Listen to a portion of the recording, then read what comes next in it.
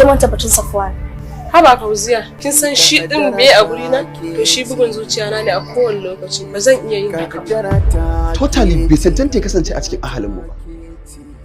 Ki rasa wanda zaki kama mana sai wannan cikin family mu soke ki ja mana abin kunya Sumayya?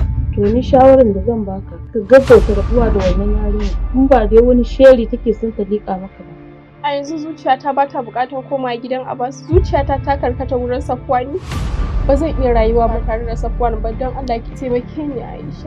Wai zama cikin ku. Wannan shi ne Safwan da yake ba ta labari.